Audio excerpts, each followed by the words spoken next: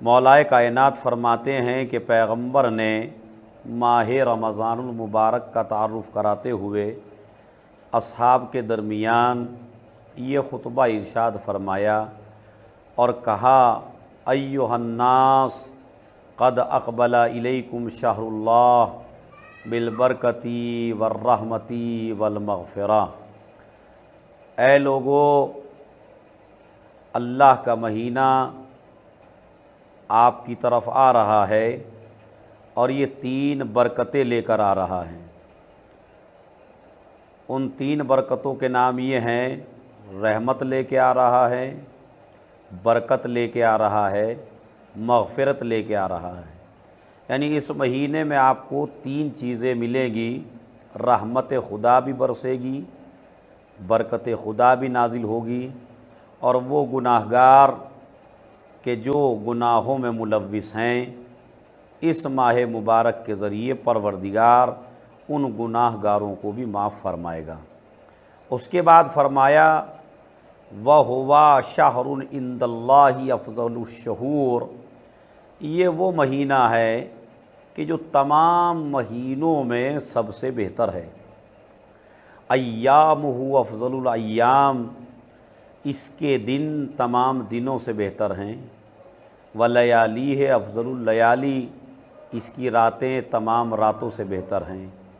وساعاتہ افضل الساعات، اس کے گھنٹے تمام گھنٹوں سے بہتر ہیں،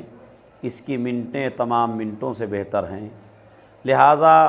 یہ وہ مہینہ ہے، وَهُوَ شَهْرٌ دُعِیتُمْ فِیہ إِلیٰ ضِیافَةِ اللّہ، یہ وہ مہینہ ہے کہ جس میں بندہ اللہ کا مہمان ہوتا ہے۔ یعنی وہ پروردگار کہ جس کا دسترخوان آپ کے گھر میں ہر وقت، ہر لمحہ، ہر گھڑی 11 مہینوں میں بچھا ہوا ہے، لیکن وہ پروردگار اس مہینے میں آپ کو اپنا مہمان بناتا ہے۔ تو وہ جو مستقل رزق دینے والا ہے، مستقل بندوں کی حفاظت کرنے والا ہے، مستقل لوگوں کو کھلانے والا ہے، اگر وہ کسی مہینے میں یہ کہے کہ بندہ میرا مہمان ہے، تو پھر اس بندے کی کیا عظمت ہوگی، کیا فضیلت ہوگی کہ جسے اس کا معبود اپنا بندہ کہہ کے پکارے اور جس بندے کو اپنا مہمان بنا لے۔ اسی لیے پروردگار عالم نے حدیث قدسی میں ارشاد فرمایا، الصوم لی وانا اجزی بہ، کہ روزہ میرے لیے ہے اور میں ہی اس کی جزا دینے والا ہوں۔ لہذا جب آپ اللہ کے مہمان ہیں اور اللہ آپ کو اپنا مہمان بنا رہا ہے، تو اس میں ہر انسان کو جس کے اوپر روزہ واجب ہے، کوئی پریشانی نہیں ہے، بیماری نہیں ہے، تو اسے روزہ رکھ کے اللہ کا مہمان بن جانا چاہیے۔ دوسری بات یہ ہے کہ جب آپ سحر کھائیے تو ایک دفعہ انا انزلنا ضرور پڑھ لیجئے، اس لیے کہ انا انزلنا وہ سورہ ہے کہ جس میں پروردگار عالم نے قرآن کے نزول کا تذکرہ فرمایا ہے کہ ہم نے انا انزلناہ فی لیلۃ القدر وما ادراک ما لیلۃ القدر لیلۃ القدر خیر من الف شہر۔ اللہ نے اس سورے میں تذکرہ فرمایا کہ ہم نے قرآن کو نازل کیا ہے شب قدر میں۔ شب قدر 11 مہینوں میں نہیں ہے، بلکہ شب قدر اسی ماہ مبارک میں موجود ہے کہ جس میں قرآن مجید نازل ہوا ہے۔ اسی لیے پیغمبر نے دوسری حدیثوں میں بھی ارشاد فرمایا، لِكُلِّ شَيْءٍ رَبِيعٌ وَرَبِيعُ الْقُرْآنِ شَهْرُ رمضان، ہر چیز کا ایک موسم ہوتا ہے، ہر چیز کی ایک فصل ہوتی ہے، لیکن قرآن کی فصل، قرآن کا موسم شہر رمضان ہے، رمضان المبارک ہے۔ لہذا جو انسان اس میں ایک آیت کی تلاوت کرے تو اس کو ایک آیت کا ثواب نہیں ملتا ہے، بلکہ ایک آیت کے بدلے پورے قرآن کا ثواب ملتا ہے، اس لیے کہ یہ ماہ مبارک قرآن مجید کی فصل ہے، قرآن مجید کا موسم ہے، اس لیے اس بندے کو اجر بھی زیادہ ملتا ہے اس ماہ مبارک کی وجہ سے۔ اس کے بعد پیغمبر اکرم نے ارشاد فرمایا، انفاسکم فیہ تسبیح، اس میں تمہارا سانس لینا بھی عبادت ہے۔ سانس لینا پروردگار عالم نے روزے دار کا عبادت بنا دیا،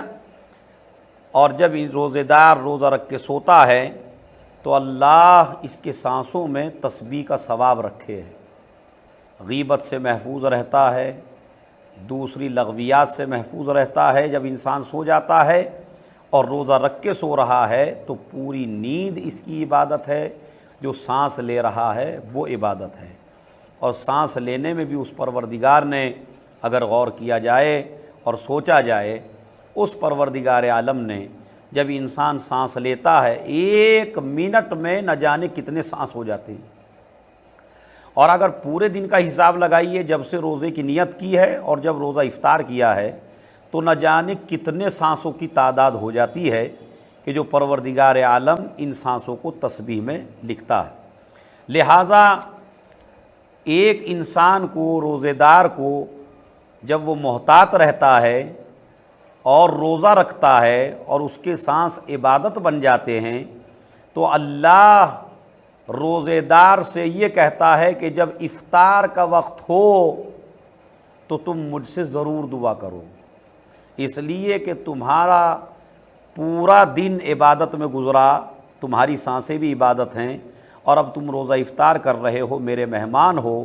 میرے دسترخوان پہ بیٹھے ہو، لہذا تم جو بھی پروردگار سے کہو گے پروردگار تمہاری دل کی مراد ضرور پوری کرے گا اور تمہاری دعا ضرور سنے گا۔ اسی لیے کسی نے پوچھا کہ یہ بتائیے کہ دعا کی قبولیت کا سب سے بہترین وقت کون سا ہے؟ تو یہ معصومین نے فرمایا ہے کہ جب بندہ روزہ افطار کرتا ہے تو پروردگار اس چیز کے انتظار میں رہتا ہے کہ میرا بندہ مجھ سے کچھ کہے۔ اور انا انزلنا کے بارے میں نے بتایا تھا، اگر انا انزلنا سحر میں 1 مرتبہ پڑھ لیا جائے اور 1 مرتبہ روزہ افطار کرنے سے پہلے پڑھ لیا جائے تو درمیان میں اگر اسے موت آ گئی ہے تو وہ موت شہادت کی موت ہوتی ہے، وہ موت نہیں ہوتی بلکہ شہادت ہوتی ہے۔ لہذا اس ماہ مبارک میں کہ جہاں اس کے اتنے فضائل ہیں، انفاسکم فیہ تسبیح وعملکم فیہ مقبول، تمہارا عمل اس میں مقبول ہے، ودعاؤکم فیہ مستجاب، اس میں تمہاری ہر دعا قبول ہے، لیکن شرط یہ ہے کہ آپ خلوص کے ساتھ اپنے پروردگار سے مانگ کے دیکھیے، اس لیے کہ جو پروردگار بغیر مانگے اتنا کچھ دے سکتا ہے وہ مانگنے کے بعد کیا نہیں دے گا۔ یہ ماہ رمضان المبارک کی فضیلت تھی جو تھوڑی دیر کے لیے آپ حضرات کی خدمت میں نے بیان کی۔ خطبہ بڑا طولانی ہے لیکن مجھے کچھ اور بھی چیزیں آپ حضرات کی خدمت میں بیان کرنی ہیں، جس میں ایک اسی خطبے کا جز ہے جس کا مطلب یہ ہے وَاذْكُرُوا بِجُوعِكُمْ وَعَطَشِكُمْ جُوعَ یوم القیامہ وعطش، جب آپ روزہ رکھیں گے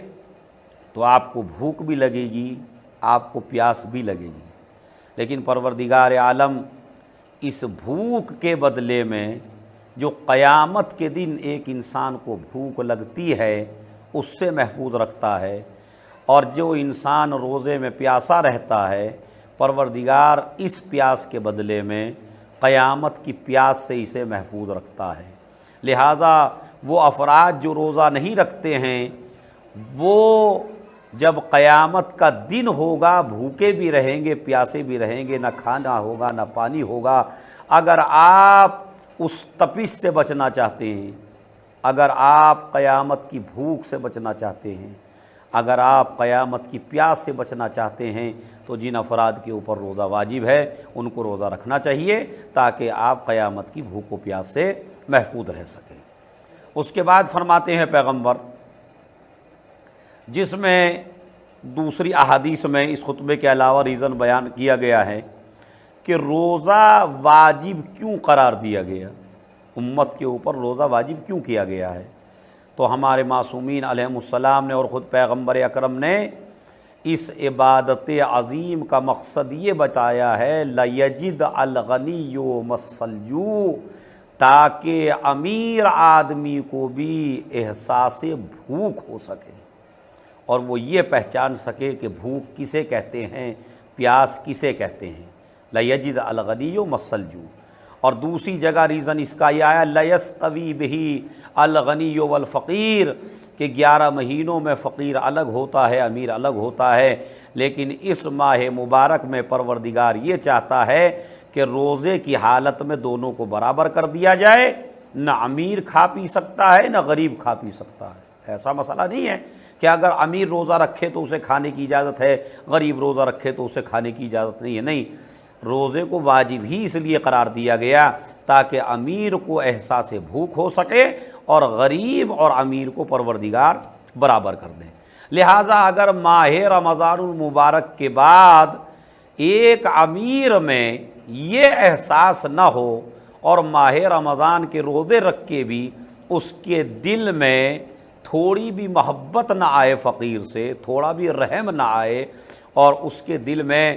رحمت کے بادل نہ برسے ہوں ابھی تک، اب بھی اس کے دل میں ذرہ برابر رحمت نہ ہو، تو اس کا مطلب یہ ہے کہ اس نے فاقہ کیا ہے، روزہ نہیں رکھا۔ لہذا آدمی کو آدمی سمجھنا چاہیے، انسان کو انسان سمجھنا چاہیے۔ جیسے بھوک میں آپ کا حال خراب ہوتا ہے، ایسے ہی غریب آدمی کا حال خراب ہوتا ہے۔ لہٰذا اب اس کے دل میں یہ احساس ہو جانا چاہیے کہ بھوک کی وجہ سے جو پریشانیاں اس وقت مجھے ہو رہی ہیں وہی غریب کو اس وقت ہوتی ہیں جب اسے کھانے کو نہیں ملتا ہے۔ لہٰذا کوشش کیجئے، یہ جو ماہ رمضان المبارک ہے اس میں روزہ رکھیں، روزہ رکھنے کے بعد جو مقصد روزہ ہے اسے فراموش نہ کریں، اور آپ غریبی کا احساس ضرور کریں، غریب کی مدد ضرور کریں، غریب کی ہیلپ کریں، غریب کی مدد کریں، یہی روزے کا مقصد ہے۔